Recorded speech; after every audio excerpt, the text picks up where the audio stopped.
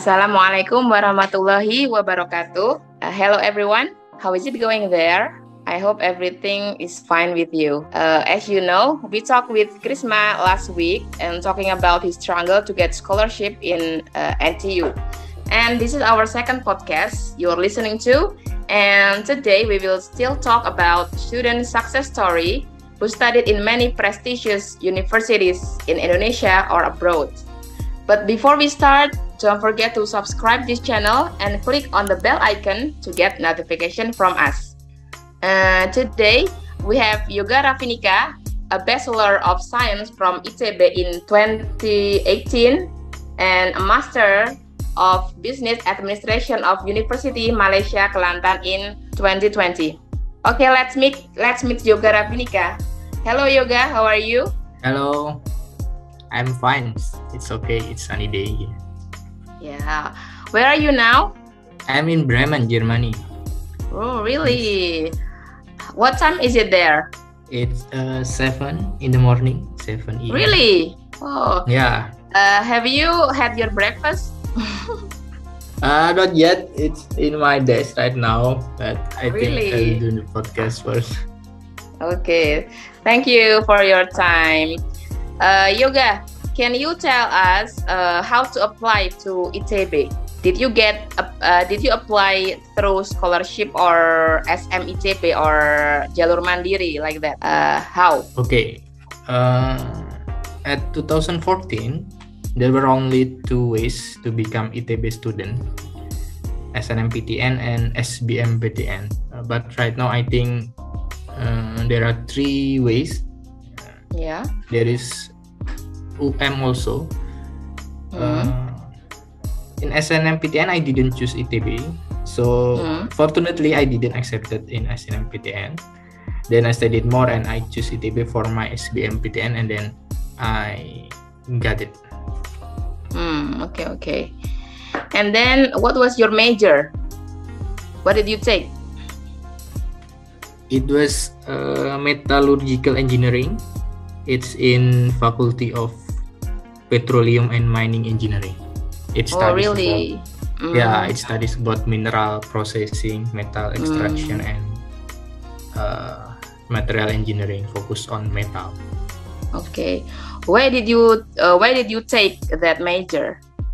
Not architect like that. At that moment, I think the best suited me is engineering degree.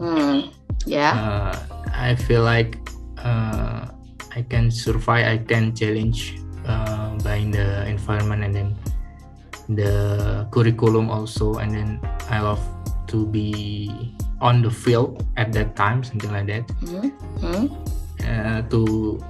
To be at a remote area, something like that. At that time, I feel challenged by that environment. Okay.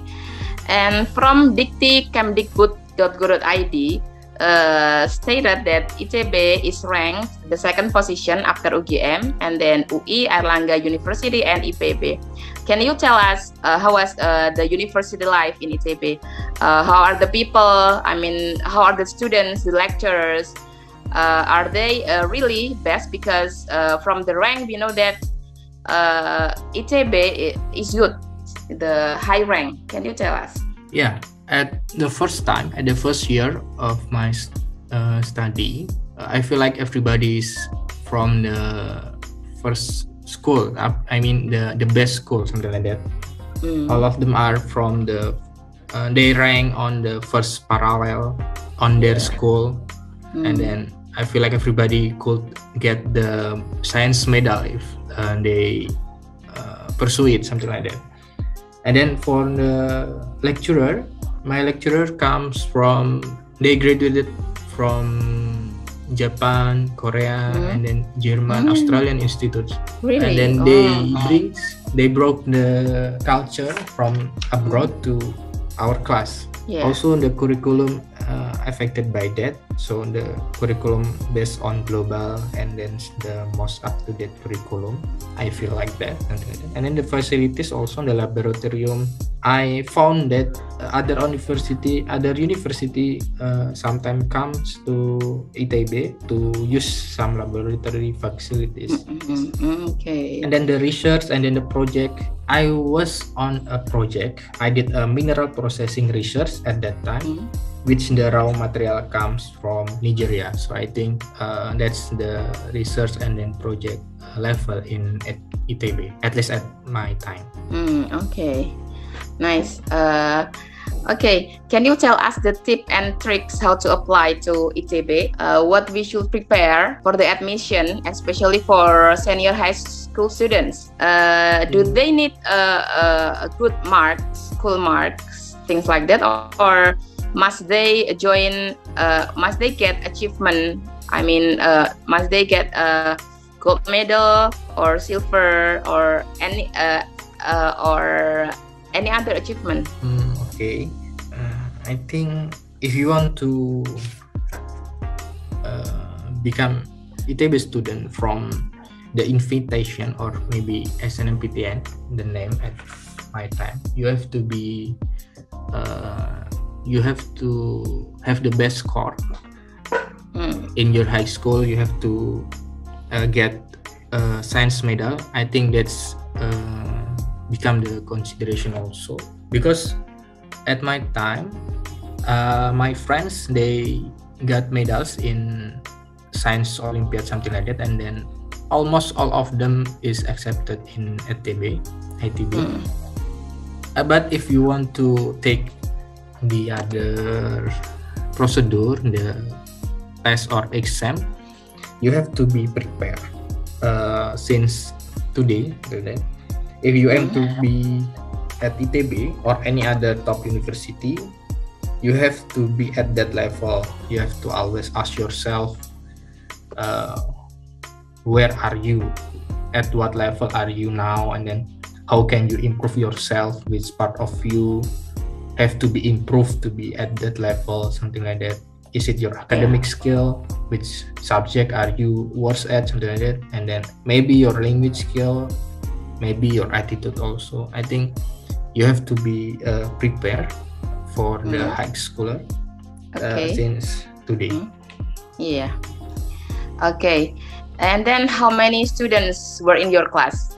In a class? For my major, it's only 65. 65 students. Yeah, 60. Okay.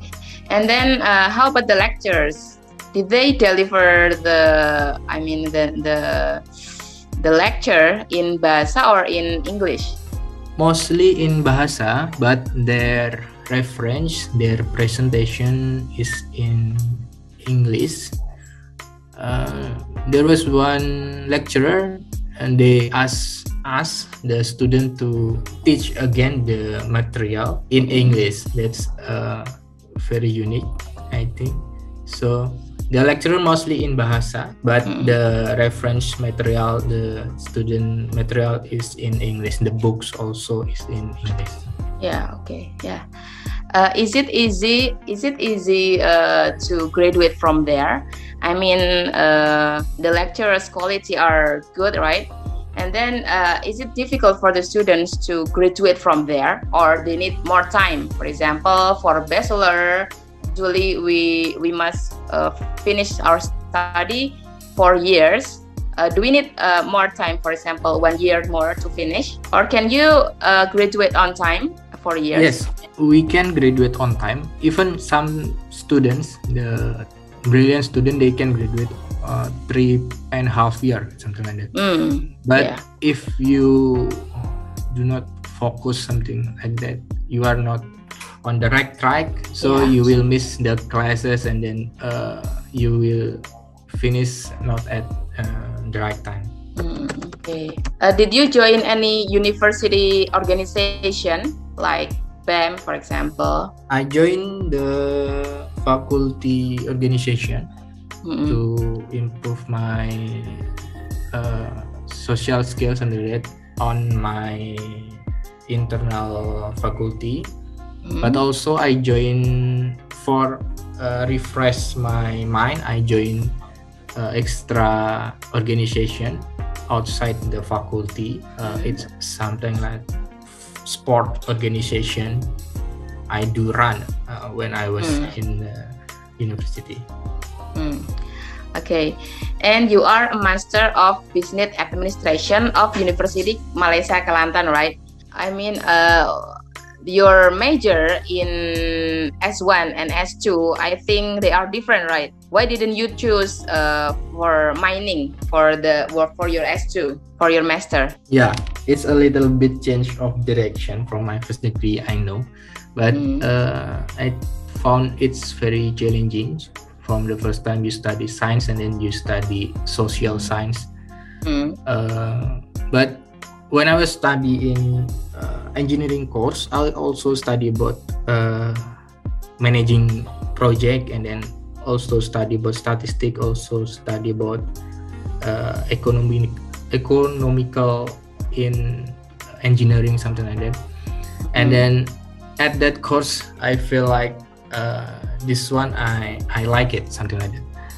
And then the most suitable one I can at my mind at that time, I can do a business course, because at some level for a career you have to be at managerial position, something like that. And then some people I know, they do MBA to get that managerial skill. So because I have the opportunity at that time to get the MBA, so it's I think it's okay to do the MBA.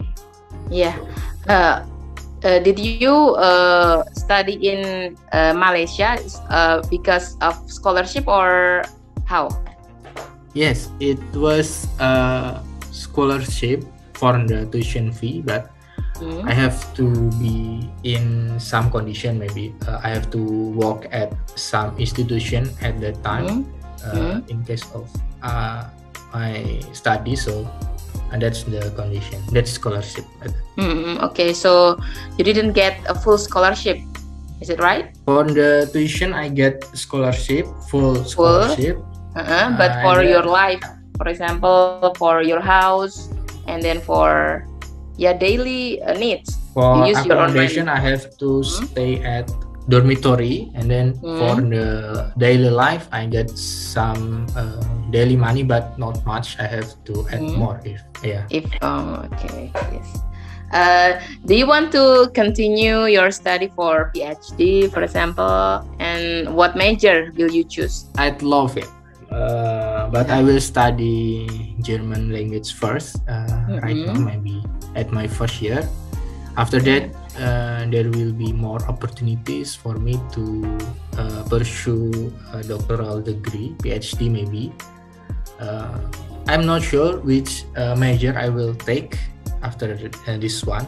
Maybe I continue the business degree, or maybe I can take some engineering course. I'm not sure, but I will study German first to open the opportunities. It's okay. Yeah, so university in Germany, they do not use English as language. I mean, official for study, for education. Some of them use English, but if you know German, the opportunity will be better. Yeah. Yeah. Okay. Maybe you know one or two words of German. Can you tell us? For example, good morning. What is it in German? I know Wasser. So at my apartment, near my apartment, there is a river, and then people call it Wasser. So I know the Wasser. Yeah, and then I know, I think it's Hachben or something like that. It's chicken, because at the restaurant, I look at the menu and then what is it? And it's chicken. That's the first few words that I know. But people know about Guten Morgen, yeah. Guten Morgen, and then the other thing. Actually, I didn't hear it But I saw and then I heard is Wozer and Hachber. Wozer. And then Sondag. I know that like is for Sunday, Saturday, because it's written on the restaurant and the places here.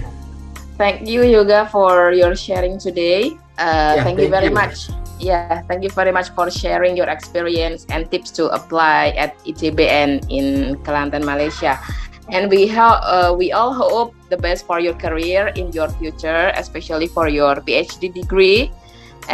But before we close, can you give advice for senior high school students who want to continue to study to a good university like ITB? Like what I said, you have to be prepared. You have to know at what level are you now, and then how you have to improve it. All that things, and then the last things is I think for me the spiritual condition is the most important one. This one is the only one that can keep you on track, keep you on the right path, and then keep you on the right plan also. So don't forget that. I think that's my tips, Miss. Okay, yeah, thank you very much for your tips, and see you, Yoga. Thank you very much. See you. Yeah, bye. And for the listeners, we inform you that SMA Unggulan Rus is now open for school admission program through scholarship program. If you have children who are studying in SMP or MTS and ever got medals in national or international level or have many achievements, you can apply online or on our website www.rushd.sch.id.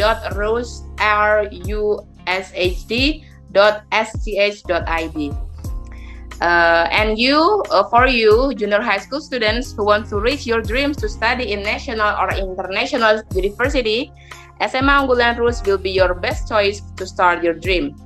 SMA Unggulan Rus offers you opportunity to develop your talents and skill, which of course will be useful for your future. And don't forget to visit our website at rushd.sch.id, or you can directly contact us on WhatsApp 0858 7595 2000. SMA Unggulan Rus, a school of future innovative leader. Thank you for watching and see you later. Wassalamualaikum warahmatullahi wabarakatuh.